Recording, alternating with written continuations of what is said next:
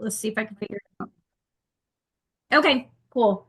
Well, very good. And I like what Ryan said. I want this to be definitely a collaborative piece. And I think there's so much more to the whole package as realtors and lenders we can do as people are moving across country and um, preparing them. One of the things we're going to talk about here is like, what does their income look like as they're moving with active duty military and everything too. So let me pull this guy up here.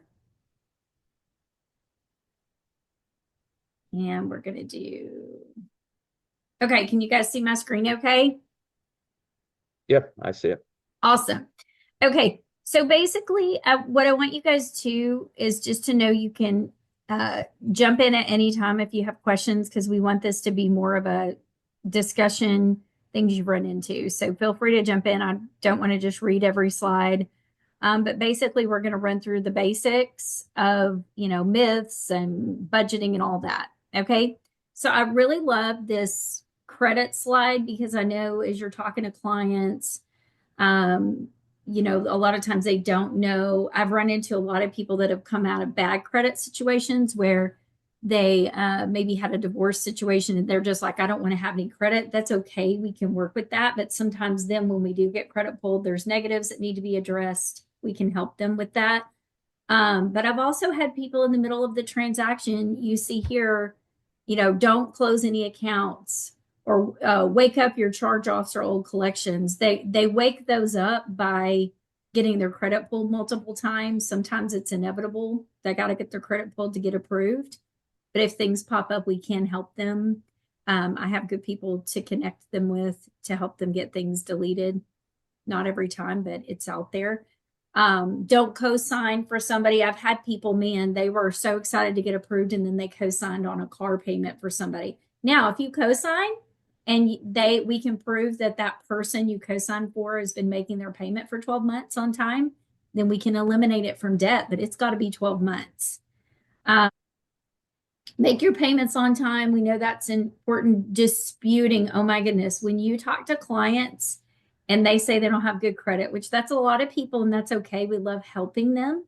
But I would ask them, I think a great follow-up question to ask a client if you're a realtor is if they say they're, working on their credit, who are they working on with their credit? Are they working with a company?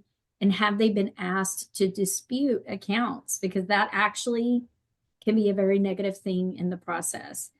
Um, Can you explain like how so? How that well, can I be will negative? say this, Ryan, on FHA loans, which we're talking about VA today, but FHA has a limit that if they have so many disputes, I can't remember if it's 1,500 or 2,000, we have to undispute it during the process. And we can do that for them and it can tank their credit.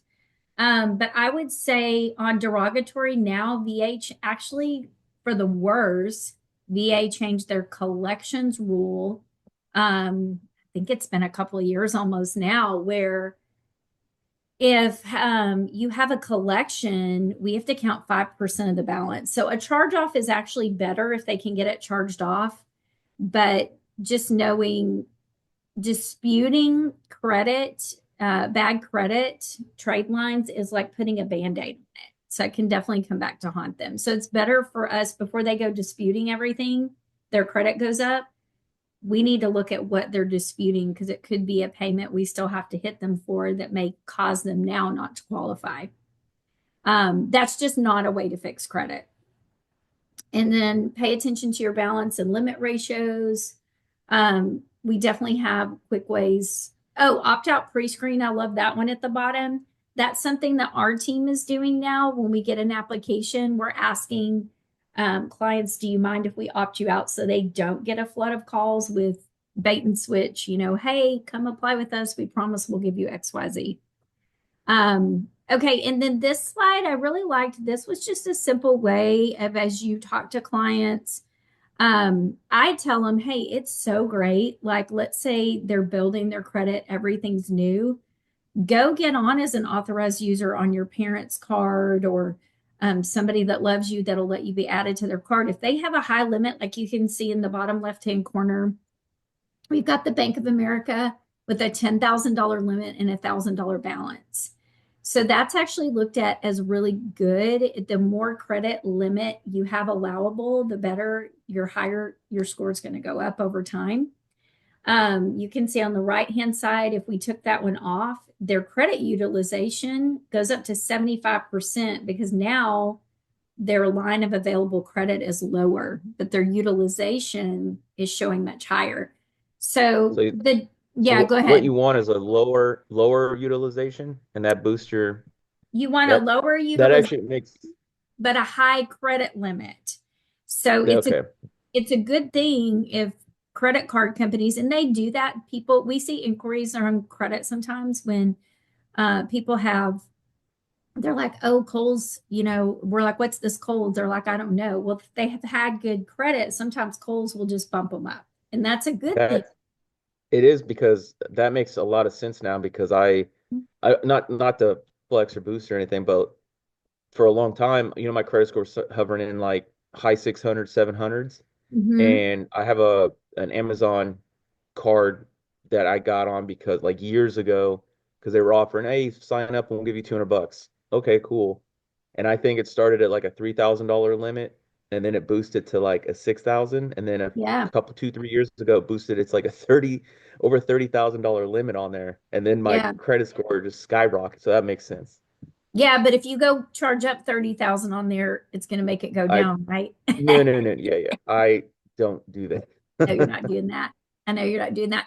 This one, I'm going to pull back here in just a second and let Ryan share his screen. But I love this one here when you're working with clients that are active duty. If you work with active duty military, they have their basic housing allowance, that's their BAH, and their ration allowance, BAS. Basically, those are non taxable. So, as lenders, we love doing what we call grossing those up. So, we give them more income. And not all of the things on their LES is their leave and earning statement for active duty. We can't use all types of pay on there, especially if they have like what's called a COLA, which is a high cost of living, like you get in, say, Alaska, is one of those places.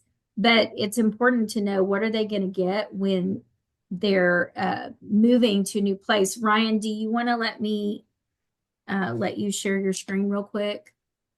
Let's Yeah, see. so when you're talking about BAH, and I know, Chris is probably is familiar with this, but it's for others. Um, well, I have to send a request. Did you Oh, see yep. request to share? There you are. Okay. Okay. So one of the big things is I get a lot of clients that are active military, and they're coming out here because, they're going in the recruiting command. And if like with Chris, you live in right next to Carson, you're going to deal with this all the time. So we'll have some people that will reach out to me, or I get in touch with them. We'll do a Zoom call as a buyer consultation. That's how we get to know each other. I'll speak, hey, this is what I'm going to do for you. This is the whole process. But they may be coming from like New York with super high BAH or a part in California. But when they're coming out here, the BH is going to adjust a little bit. So you got to let them know when they're getting it pre-approved that that income is going to adjust what their buying power is going to be. So a good way to kind of look up and help them out is you can Google BH calculator. The one I use now is just over here on the travel.dod.mil website, but you're going to have to find out, hey, where are you guys going to get station exactly, and know your locations of what you're covering, because BEH is different in all different types of zip codes. So out here where I'm in the DFW, if I pretty much split it down the middle, like the west side of DFW, like Arlington, Fort Worth side, it's a less BAH than anybody that's going over to the Dallas side on the east side. So what you're gonna have to do is just type in a zip code. So I'm using like my current zip code. What year is it? Because it's all based on different years. BEH does go up, and then you run it whatever their pay grade is or what their rank is.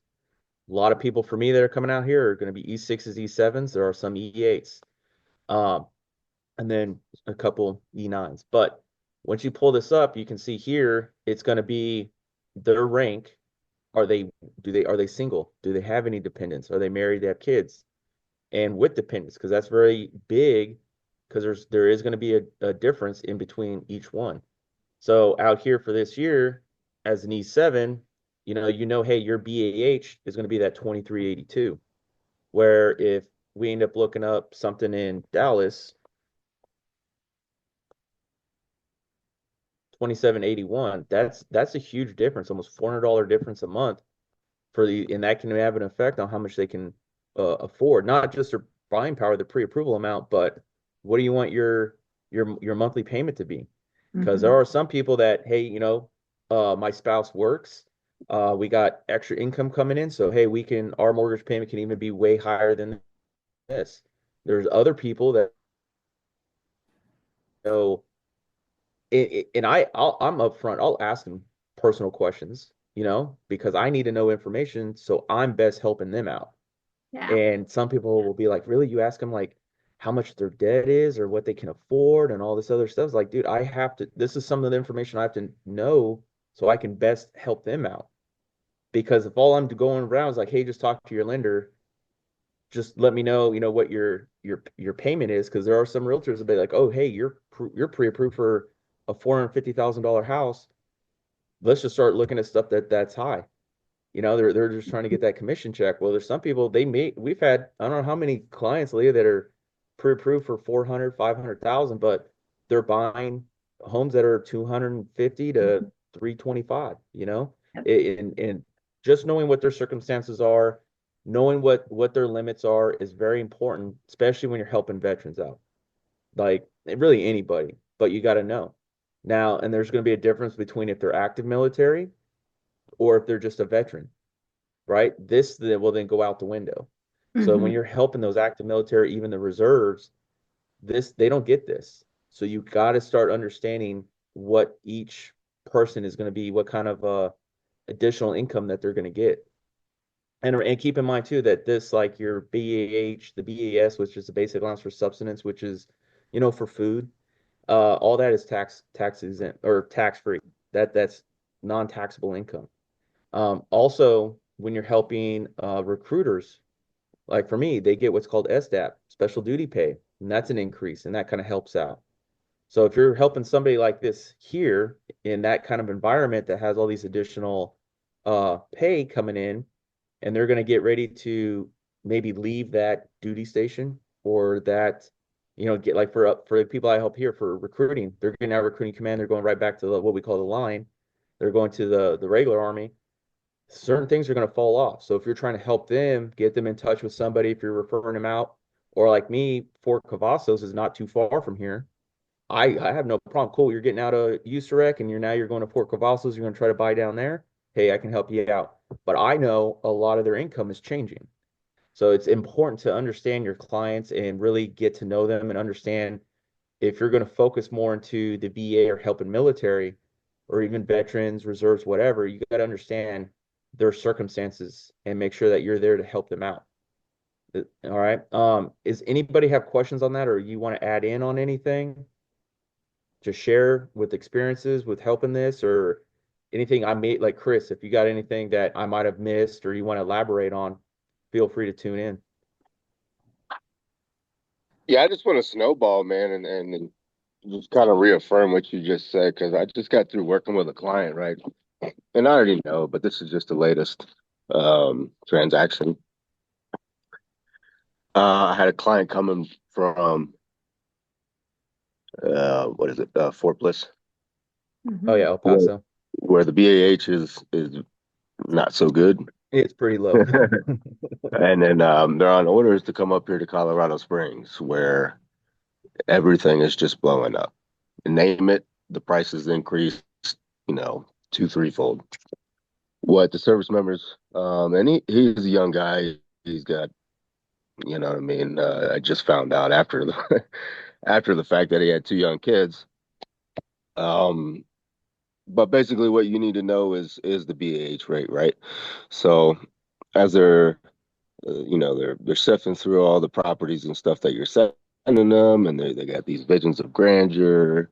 But what they don't understand is the BAH rate. I'm sorry, the cost of living to where they're going, the gaining unit is much higher, but they will Yeah. not start. they will not start receiving that higher BAH until the service member signs in at the beginning installation.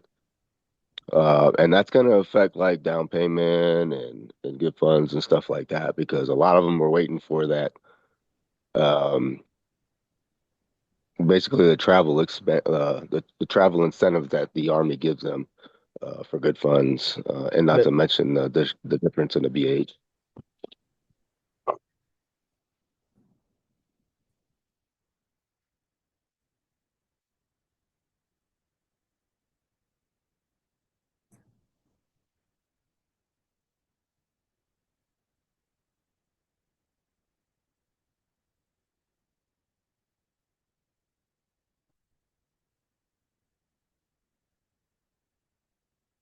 do what we call like a full ditty, which means you're doing it yourself.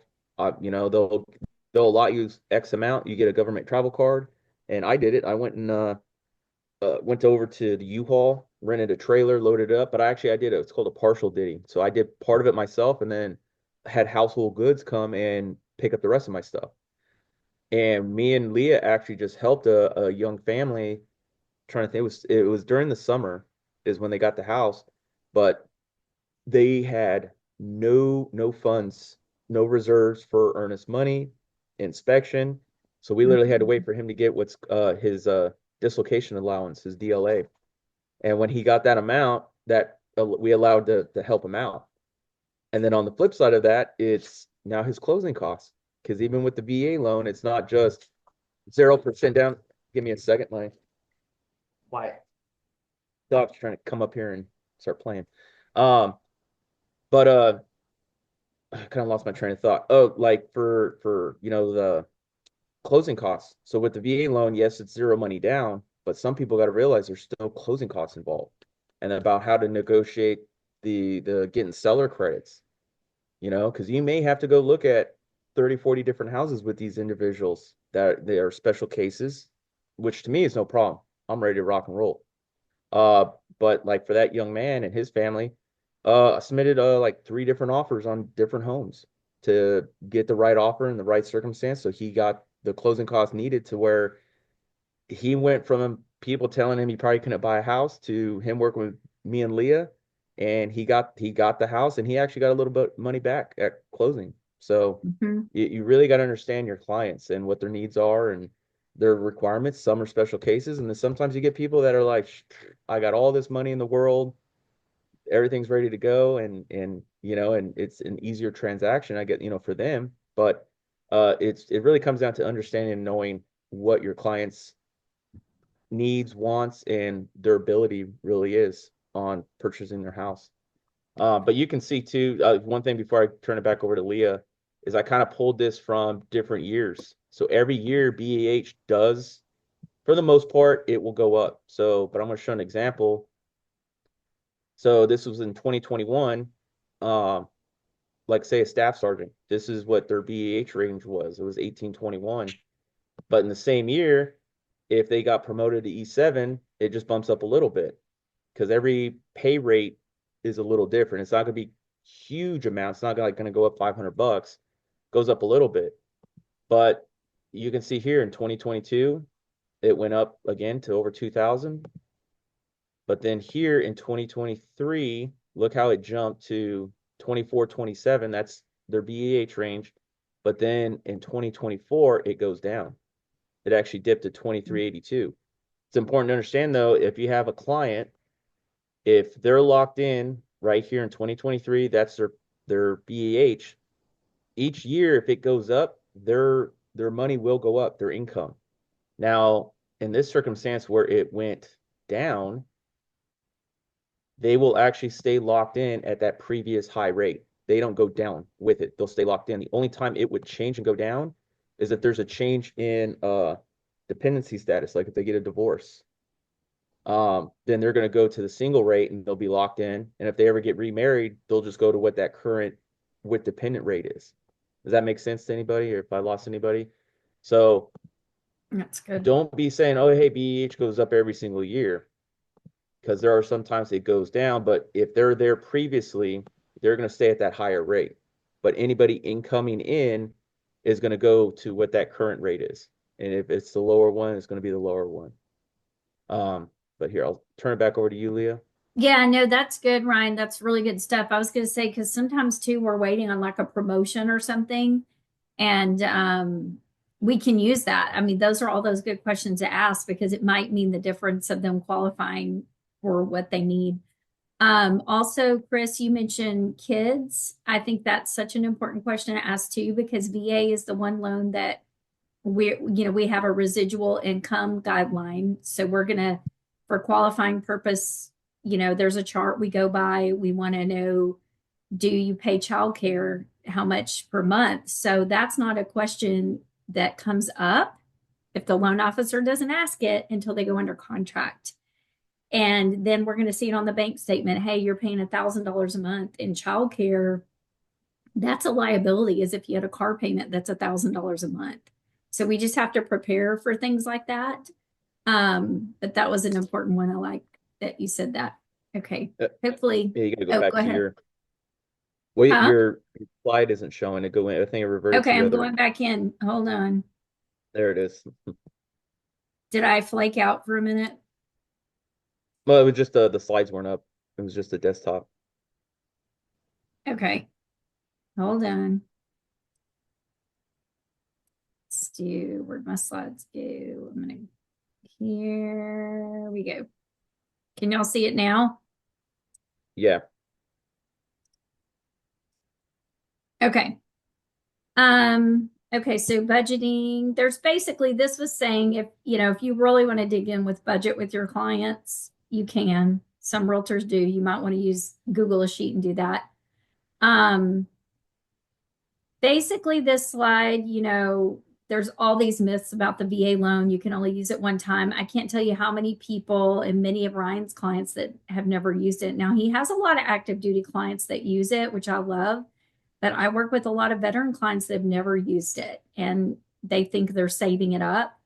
Um, my favorite one on this slide towards the bottom is lenient credit underwriting. I think that's one that a lot of people don't realize that, you know, people think it's hard. Oh no, it's a VA loan. It's going to be hard, but it's actually has the grayest guidelines possible. And they're there for that reason. If possible, the loan guarantee or credit underwriting wants to approve your loan. Basically, the VA doesn't give you the loan. A lot of people think that the VA backs the loan.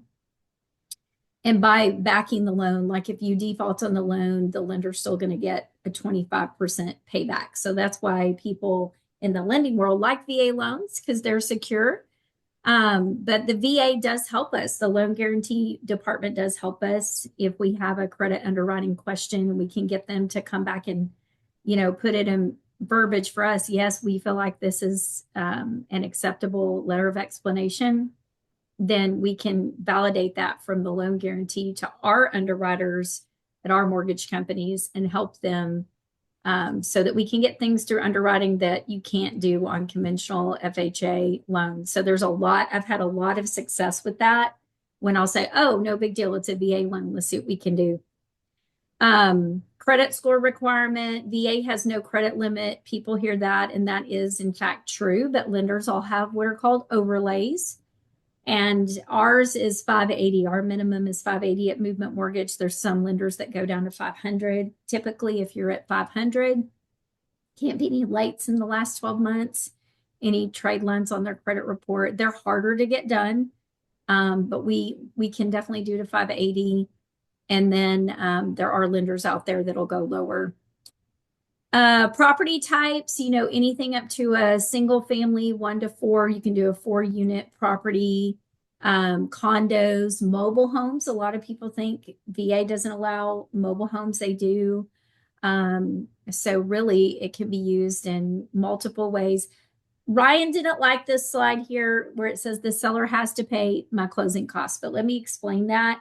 I think right now, the cool thing is, and I'm going to put a closing disclosure up here in just a minute that Ryan and I worked on and show you guys how awesome that one was. But right now, on almost every contract I get from Ryan and his team, there's a big amount of closing costs, and buyers are getting money back. at the closing table, which is really awesome. But when the market picks up, we know when rates go down, it's going to get competitive again. And in a competitive market, the veteran may need to pay their closing costs. And if they can, let's say you have a conventional buyer with a down payment offering on a listing, and then you've got your VA buyer offering, that VA loan is still very powerful and strong, but we can come into the seller, Ryan can say, hey, they have the money. And I know that the team was doing Will on Ryan's team, Will and Anna back in 2020, 2021, when the market was so hot, like nobody was getting VA offers accepted, no one. And finally, I'm like, Will and Anna, what are you doing? Well, they were basically finding a workaround where they were saying, because on the VA loan and the FHA loan, if the price is 300, you offer 300 and the appraiser comes in and says it's worth 295, then the veteran buyer, the FHA buyer can walk away. But what if you really want that house? Okay, well, you can pay the overage on that home. It has to be the veteran's own funds. So let's say you needed to pay the $5,000, you really wanted the house. And you said, I'll pay 300, but it's only appraising for 295. In that case, you could pay your closing costs and pay the overage. So what they were doing is they were writing it in the verbiage and saying, we'll pay up to 5,000 over the asking price. So those are cool things to know, that when the market does get competitive again, and it will, that veteran still has that buying power, even if if he has the money to pay, he can pay. We closed them. Yeah, go ahead, Ryan. I'm gonna say too, because another thing that I'll do, like Yeah. for me, I tell everybody when I do my consultations, and I don't care if they only have like 3 grand to their name, or they're like, hey, I got over 100,000 to play with, right? My goal is always, for buyers, is to have it to where if they all they have to put down is their earnest money and everything is zeroed out at closing, that to me, that's a huge win. I've even gotten it where people have gotten more than their earnest money back when it comes to Yes. these closing costs. But there are times where, like Leah was saying, you're in a multiple offer situation. Uh, you never know what the other offers are, you know? So it always kind of comes down to the clients, like, how bad do you want this house? Right? Uh, because if this is a must have, we have to really write up a competitive offer, but something that's still in their favor. So things that I'll do just to see, like, hey, do I think this house will actually appraise for more? And in this market, most times, I think in the last 2 years, I've only had like twice that they appraised for less. And I was able to get them to so accept that VA offer for less money. There was different reasons, but what I'll do is like, hey, you really like this house? We know you need X amount of money in closing costs. Well, why don't we just offer 10,000 over, and we'll ask for that 10,000 back, or maybe, hey, we're only going to ask for 7,500. I think the highest I've ever gone doing something like that is about 15. That's my kind of personal.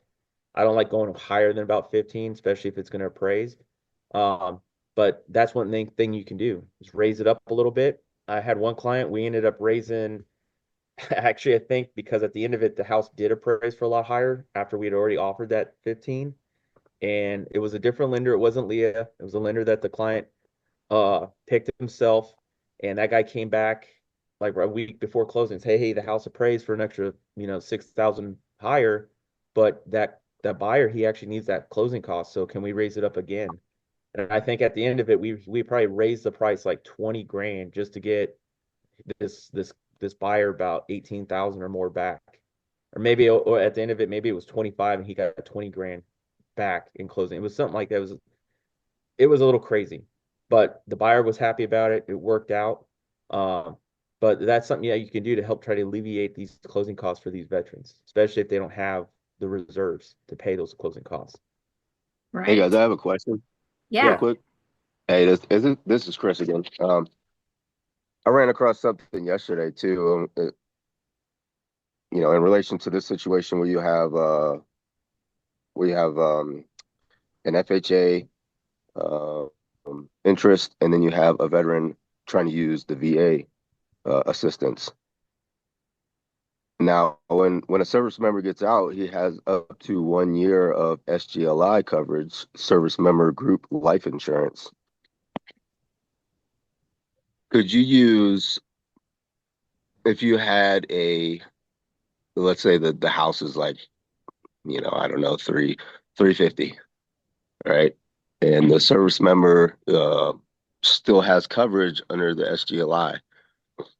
Could he use term life insurance as a bargaining chip, collateral in a situation like that in order to be approved?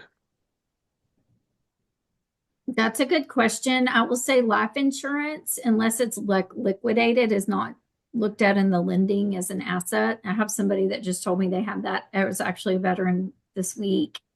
Unless they actually liquidate that policy, that's kind of more old school back in the day in lending. Even before I was in, I know I had people that told me they used to use like cars as collateral and everything like that. But it has to be something that can be, liquidated that's in the bank and then they can use it.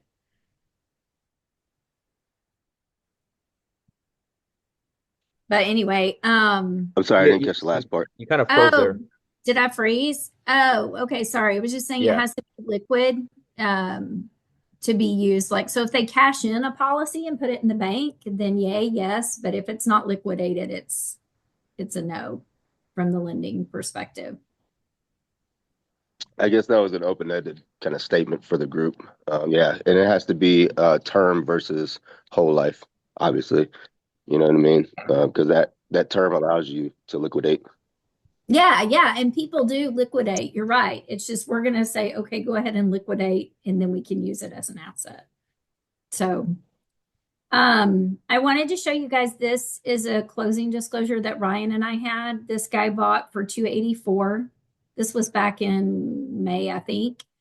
Yeah. Um, yeah, Summer. he's got his loan amount here because he does have a funding fee. Of course, one of the benefits, like on the previous slide, if you have any 10% or more disability rating, there's no funding fee. But that, makes the loan a little bit more. He had 6.5 in rate. And then you can see down here, he got 2389 back at closing. So on this one too, we even had him pay the appraisal at closing. So he didn't have that money out of pocket. We gave him a lender credit. And then right here, Ryan got him this seller credit and the title policy. So basically, he got like $10,000. That's all he needed. So he gave his earnest money up front of $29.50, and he got almost all of it back. So when you do things like that, I think that's another reason that Ryan has so much repeat business is because this is a strategy. He's always like, "Hey, Leah, what if we do this? Can we get their money back?" And now is such a sweet time to be able to do that with all the closing costs. Um, any questions on this? What I'm talking about on the CD, the closing disclosure? I remember the one in Prosper. They got, That who was I don't that want to one? throw names out there, but they ended up getting, I think their earnest money was like 4250 or Are you talking 4300 about or something. Press, the Alfords? Yeah. And they ended up getting like they got more than that back. So that was a pretty good one. Yeah, I have theirs in here somewhere too. But it's such a good time. I mean, that's such a win if you're a realtor to just help people that way that you can right now. So, um, okay, let me go back to this guy. Uh, we know things, no down payment versus closing costs, interest rate and discount points, things that can tank your loan. So, Okay, so did I skip something? no, no, no, no, no. So it was kind of a question um about, getting those earnest funds back, right? Uh-huh. So I think a lot of it kind of comes to making sure you have a lender that understands what they're doing. All right, because Yvonne, I have a question for you. Are you ready? Uh, yes, I'm Okay. ready. Okay. So someone using a conventional loan, what is the max seller concessions closing costs that they can get back? Hmm. I want to say 5%. Okay, Chris, conventional loan, how much can you get back in closing costs on a conventional loan?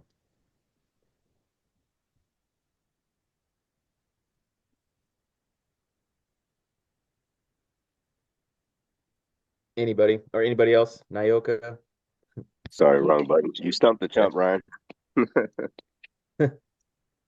Uh, but it's 3% for conventional, right? So with VA, it's 4%.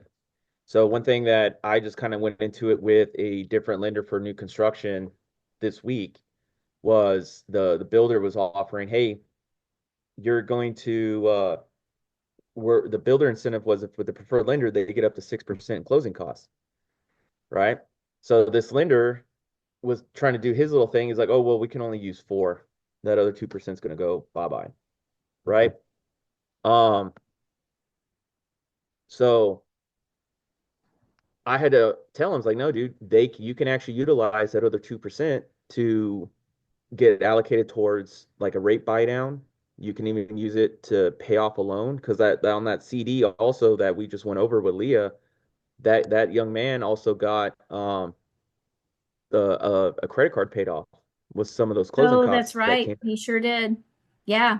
So educating on that. So that's how usually my goal is always to, and what I like to do with Leah is every time that we're getting ready to even submit an offer, we'll run numbers in different scenarios on what kind of loan that we're going to submit or what kind of offer that we're going to submit. So I'll hit her up with like, hey, this is what the asking price is, and I always say seller's paying title. That's how the only time I maybe once or twice where we couldn't get the seller to pay the title policy. Maybe it was split. I'll even try to split it because I'm always trying to lower their closing cost amount and trying to get back as much as possible for them. So we'll do a whole different scenarios. Like, hey, say a house is worth 350,000. Leah, run us numbers for 350 with getting 5 grand back, get 7,500, getting 10. And then, hey, also on the flip side, give me if it's 350, we want to do 355, getting 15,000, getting 10. What's that all that look like? And she'll sit here and run all the numbers for us. And it'll come down to like, hey, this is the estimated cash to close. This is how, this is you may have to only pay, 500 at closing. You may have to pay 1,200. Or hey, if this is works out, you're actually going to get X amount back. And if I can get more, especially after the inspections come through, you see that there's issues with the home. Now, if they're big things like roof, plumbing, HVAC, foundation, I try to get those repaired, obviously. But you could also get an additional concession amount. And then I send that, if I get extra closing costs to alleviate some of those repairs, send it to Leah. Hey, we got more money now to play with. What can we do? Our biggest thing is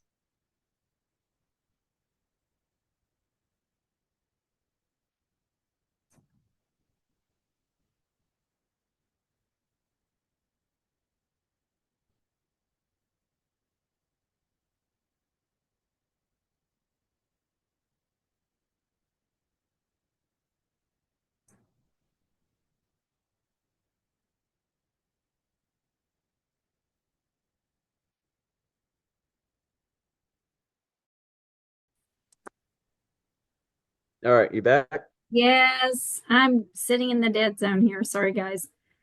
Let me go back to sharing.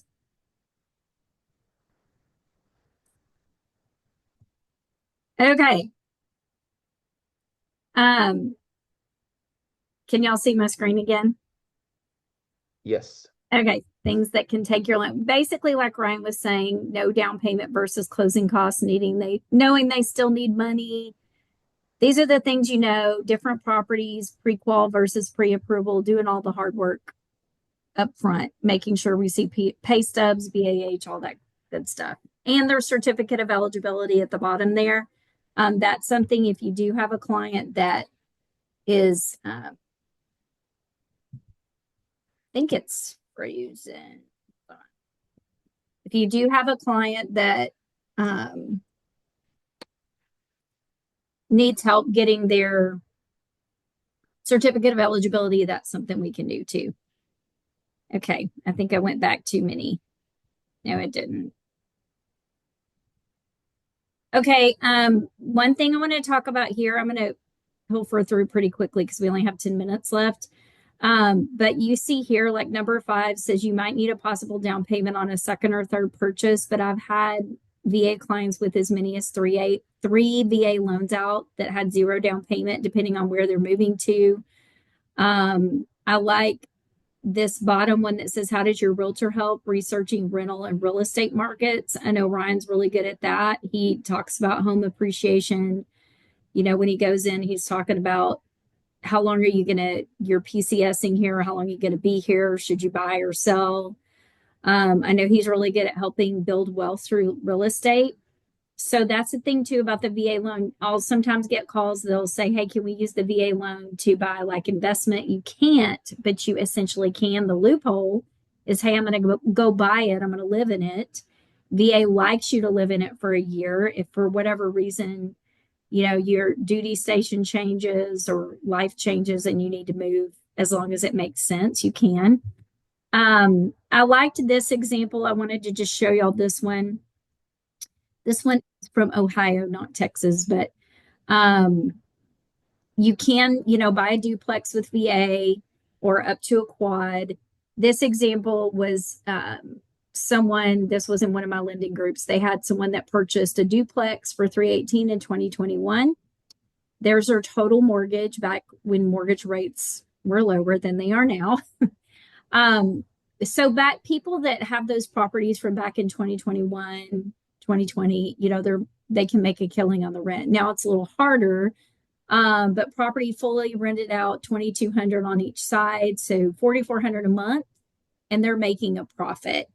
There's other examples in here of people who aren't making a profit, but if not, if you're not making a profit, you might have to pay. Ryan, you had a guy you worked with recently. Wasn't there that guy you helped out and he had to pay? I mean, I know you probably helped several, but they just have to pay a couple of $100 a month. Yeah, Um, he had when I first met him, he had bought a house a few months before. Maybe I don't know, 4 or 5 months before that. But he was PCSing within a year of when he closed on the house. So I was already like, well, and that's the big thing too when like people now that I meet and they're like, hey, I'm thinking about buying a house. And I'm always like, okay, how much longer do you have here? I personally, at the minimum, at least have 2 years left at a minimum. If you're under that, we have this kind of conversation because when it comes to either if you decide to sell it, there's closing costs, there's realtor fees. Because I even run numbers like, dude, if I was only charged 0.5%, you're still gonna owe to get rid of this house. It makes sense to rent it, you know? Um, but I always look at, hey, what's the going rental rates in this area right now? What is going to be your estimated mortgage payment?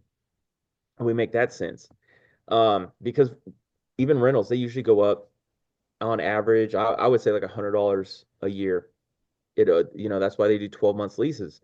So we kind of like play with that, like, all right, hey, if your mortgage payment right now is like $2,400, the going rental rate out here is around 2,150, 2,200. Hey, technically in a couple years, or even if you're here for 3 years, you could rent it out, and it's as long as you're getting your mortgage payment paid, that's an investment. You don't need to be making like this. Hey, you're making 23 over 2,300. That's a scenario with duplexes, right? But when you talk about single family homes, if you're as long as you're getting the mortgage paid, it's a win, right? But this young man, he was in that I didn't help him buy the house. It was somebody else. And again, and honestly, it was somebody who was a service member who should have known damn better, right? About helping someone buy that house to, oh yeah, and then in a year you can just rent it out. Like why were comps not run before the purchase was made, you know? But I was able to help him list it and get rental uh, tenants in there. But we tried to start at, hey, what his mortgage payment was, and after a couple weeks, just make little adjustments. And it got to a point I was like, hey, dude, just drop it to 2,200. I think we were at like 23. And he's like, do you think we should do 2,250? I'm like, no, dude, trust me, drop it to 2,200. And within a week, we had 3 different applications in. He was able to pick the clients, and he's good to go now. So it's really important when you're helping individuals like that and understanding if you're working with not just a veteran, but if you're working with active military, understanding how much time left do they have here till they PCS. Because here in the recruiting command, and last night I was on with a couple, uh, he's on one side of the Metroplex and he's getting ready to PCS way to the other side. And my thing was, how long are they telling you you're going to be there? Because if it's only for a year, you probably don't want to buy. And it's not. He's definitely going to be here a lot longer. So now we're looking at that purchasing, and I'm going to help him do that. But that's really important to understand, I think, as realtors, not just don't look for, hey, let me get that commission check. Let me just get that deal and stuff like that. I do this job, and I know Chris is the same way. It's about, and Yvonne, and pretty much all of us here on the lending side too. It's about helping people and making sure that we're putting them into a position to succeed, and they're not going to fail. I think, I mean, I helped a couple sell their home recently, and they actually had to pay out of pocket to get it gone, and I don't blame them. I blame the realtor, and that they bought this with somebody before I even was licensed. So this was a while back. But I blame the individual who helped them buy that house, because if they knew, hey, this is active military family, and I'm helping them buy a home that's really old, it's not updated, it's got issues, like that's the mentality, and what you got to think of is, hey, and understand, hey, these people are going to probably be selling this home, or they're going to be moving in 3 years. What will this house be able to get sold at a decent price, or is it going to be an investment they're going to have to dump a ton of money into? And that's what it goes into, knowing the client. Do they have the money to do that? So it's really just important to understand uh, each and everybody's situation, because everybody's different. Yeah, and I will say another way that's so good adding value, and I know Ryan does this too, is in your team, because I've had you guys call me, hey, they might need to refinance. So if you know they own another home with VA right now, I have a couple moving from Georgia to North Carolina because I do a lot of business there too, and they were really hung up on, hey, I want to refi. They're turning their home into a rental because they haven't owned it very long. Same story. They're like, hey, we want to refi this before we move out, because a lot of people think you got to refi that VA loan before you move, because otherwise it'll be an investment. Well, it is an investment. But the cool thing is, because they're PCSing, they got to move with the military. I told them, I said, you're not going to get a better rate than you have right now. I mean, they're still like at 6.25. And I was like, you can refinance that later when rates drop. So that's such a value add too, as a realtor, when you're asking them, what kind of homes do you own with VA? I mean, we won't get into entitlement and everything right now too, Ryan. And I didn't really touch on that, but how to calculate basic entitlement to know how much they can buy when they move. But anyway, just saying that's another value add, is to be like, hey, we know rates are dropping because you guys are getting those updates. You hear people talking, rates are going to drop. And that's going to be a value add just to touch clients too for you guys, is, hey, I know you own these other homes with VA. You might check out refinancing, because now you're going to get more return on your rental. So that's just thinking of that whole package of how you're helping. Anything you want to add to that, Ryan? I'm probably just going to No, shut sounds down the good. slides. Any questions you guys have? These were just other examples and stuff, but questions you guys have, or thoughts, or stuff you want to talk about next time? If y'all think of anything you want to talk about, we'll get another date on the calendar. And I think stories that we have are going to be the biggest thing. How do we get things done? Those are the biggest wins as we collaborate together. So, Chris, I like that thank you for coming in and sharing your stories of your recent transaction. Yes, ma'am. Thank you. Yeah, So, guys. So yeah, appreciate everybody, logging in. This was a very kind of impromptu, kind of last minute thing that Leah would, say, hey, do you want to do this? I'm like, yeah, sure. So what we can end up doing, I know with the holidays coming up, probably won't try to do it again till after the new year when things kind yeah, of calm down. But we will definitely invite you guys back. Tell others, because this is yeah, more too just to kind of educate other realtors, other lenders, and like Leah said, share some stories about, hey, this is how I can help. Because really in this industry, you gotta, kind of grow. every day and Mhm. learn different things and share different uh you know experiences, and that's way we can actually help more people. This can also be too for uh clients, people that